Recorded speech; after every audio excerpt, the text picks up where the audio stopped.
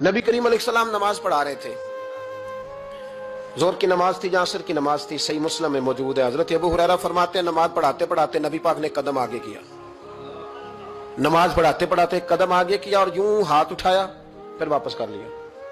अब नमाज पढ़ के ना तो सलाम फेरा तो सहाबा अर्ज करने लगे या रसूल अल्लाह सल्लल्लाहु अलैहि वसल्लम, वो नमाज में पैर भी आगे किया तो हाथ भी उठाया, तो वजह क्या थी? पहला सवाल तो यह है कि आप लोग नमाज पढ़ रहे थे या हुजूर को देख रहे थे? तो सहाबा तो पहले ही बताते हैं कि भाई हम तो पहली साफ में नमाज इसलिए पढ़ते थे कि नमाज भी होती रहती थी और चुपके चुपके महबूब की दीद भी होती रहती थी। हुजूर से पूछा या रसूल अल्लाह, वो नमाज पढ़ते पढ़ते कदम आगे बढ़ाया आपने तो फिर पीछे कर लिया, क्या था?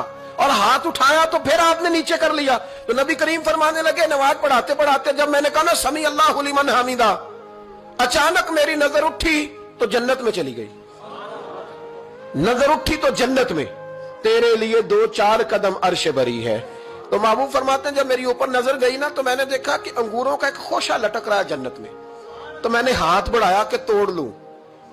हुजूर खड़े हैं मस्जिद नबवी में और फरमाते हैं कि मैं यहां खड़े होकर हाथ ऊंचा करूं तो मेरा जन्नत तक पहुंच जाता है।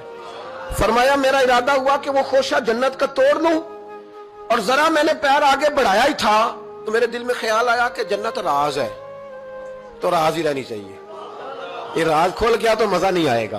तो मैंने फिर वो हाथ वापस कर लिया। सहाबा कहते हैं जब नबी करीम ने ये बयान किया तो हमारे चेहरे न तजस्सुस से खेल उठे, तजस्सुस से। हम कोई बात और भी सुनना चाहते थे तो महबूब फरमाने लगे अगर मैं वो खोशा तोड़ के ले आता और तुम्हें दे देता तुम कयामत तक भी खाते रहते तो तुमसे खत्म नहीं होना था।